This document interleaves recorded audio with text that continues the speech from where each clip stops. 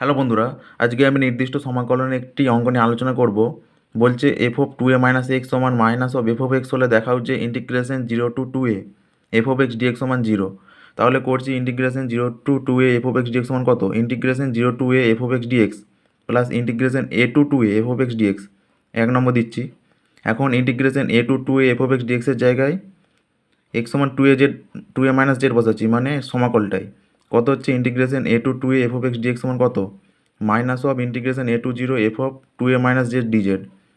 এবারে যেটা যে এক্স বসালে কত হচ্ছে integration zero to A F of two A minus x into dx.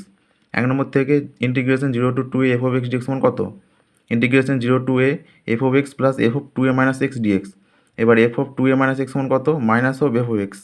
তাহলে integration zero to two A F of x dx সমান কত, integration zero to A F of X minus of F of x.